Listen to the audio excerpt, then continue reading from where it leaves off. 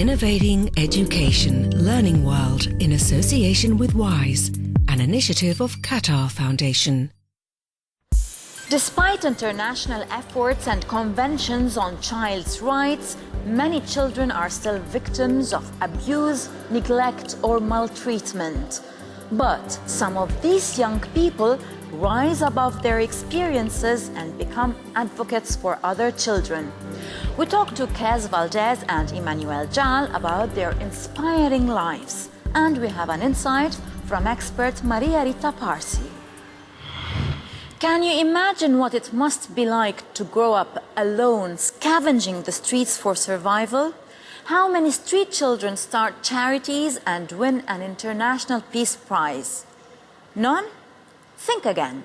We meet a boy from Manila who did just that. Kes Valdez. As a 2-year-old boy, Kes Valdez had to scour the rubbish dumps of Manila in the Philippines. 1.5 million children still live on the streets there. And like many of them, Kes was living in appalling health conditions, scavenging for food and things to sell. After being severely burned, 2 social workers took him in and his life was transformed. Since then, he's helped thousands of children. In The Hague, South Africa's Archbishop Desmond Tutu presented Kes with the International Children's Peace Prize for his commitment to the rights of street children in his country. The €100,000 prize is an initiative of the charity Kids' Rights. The impact of the Children's Peace Prize is huge. The Children's Peace Prize winner becomes really an icon for his own issue, and that happens each year. Policymakers and governments listen to these messages, and after winning such a prize, a lot of changes are happening. Homeless and abused by his family, Kes celebrated his birthday for the first time at the age of 7. He came up with the Gifts of Hope idea. Every year, with a group of volunteering friends and money from his own pocket, he gives street children what they need and inspires others to do the same. They need the slippers, they need the toys, and to make them feel happy. And also they can, in that simple ways of that helping them, we can prove them that there was someone that they feel loved and cared.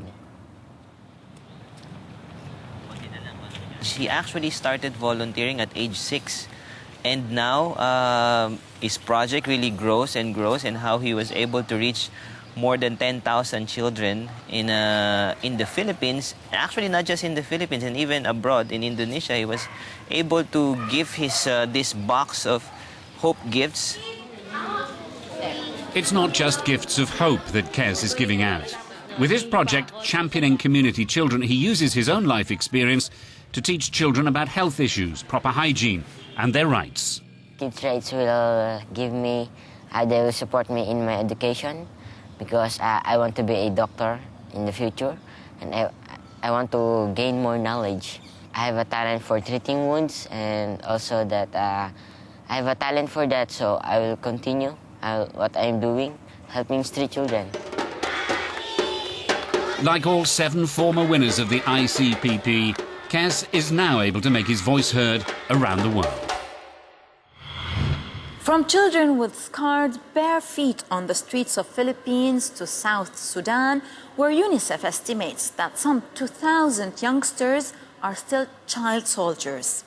Emmanuel Jal is a former child soldier who has become a hip-hop singer and an advocate for child rights. Let's hear from him in the UK.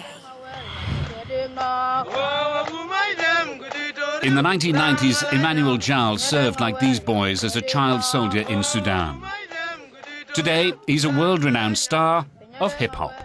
The war claimed people who are very close to me, you see, like some of my aunties, all my aunties, my mom too, all my uncles. And when I was around 7, my father gave me out telling me I'm going to go to school in Ethiopia. And so we had to walk to Ethiopia. But what happened then was we were trained so that to be soldiers, so that we could be able to cope with the situation. We didn't know how to cook for ourselves, and people were just dying here and there. Oh yeah, I'm looking for some people who's looking for peace. It's been an incredible journey, that began when a British aid worker saved Jal at the age of 11 and enrolled him in school for the first time. It spurred him on to founding the charity Gwa Africa. I was smuggled into Kenya by the British aid worker. That was a new beginning for me. I went to school. I was in a place where there is peace, so I knew my life was changing. Education is the light. You know, it's like you're walking in the jungle at night without a torch. You'll not see properly. So it zoomed to the future, and it helped you prepare and fend for yourself. Could be a child soldier, he could be trained when he was 16. Helped by money and fame, the rapper has become an ambassador for education in his country. In Leer, one of the poorest areas in the world, Gwa Africa pays for schools to be built and teachers to be trained. It's a revolution after years of civil war. We also have a program providing educational scholarships for helping former child soldiers like Emmanuel to go finish high school and go on to college and study to be doctors and engineers, so that they can go back and help their community rebuild itself after the civil war. According to UNICEF, nearly 20,000 child soldiers have been demobilized in Sudan since 2001. So how do some children apparently overcome their personal tragedies in this way?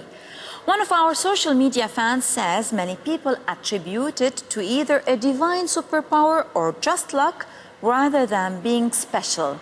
But let's hear what psychologist Maria Rita Parsi says.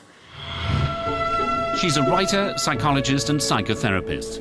Over the years, Maria Rita Parsi has founded, sponsored and assisted associations and movements with the aim of supporting the legal and social protection of children and teenagers. We asked what were her thoughts as a specialist on those deeply traumatized children who managed to find a way out of their nightmares.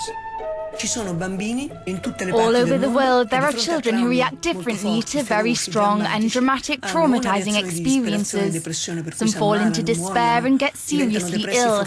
Some die or fall into deep depression and cannot find their way to handle their lives anymore.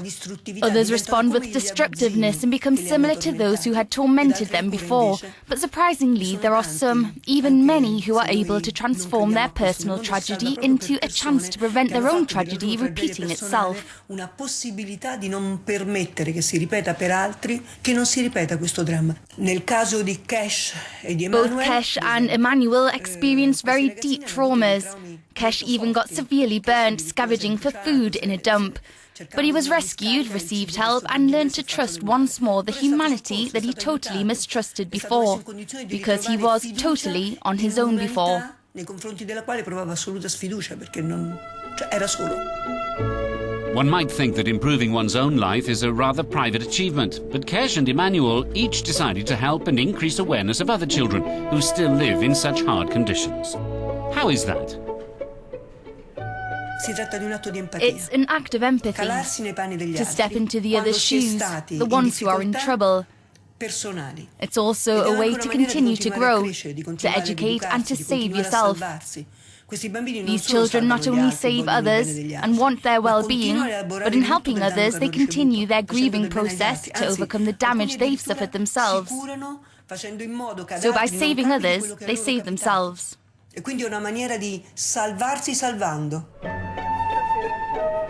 And what kind of role is education playing in this?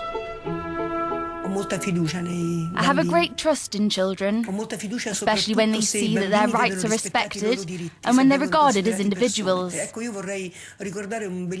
a beautiful African proverb which says that to raise a child, it takes a village. It really takes a village. It takes the father, the mother, the relatives, the neighbours, the entire local community. It takes everybody because everybody could be a deep source of growth for these children. Let us know your thoughts on these issues via our social media pages. Hope you enjoyed the program. Goodbye. Learning World in association with WISE, an initiative of Qatar Foundation.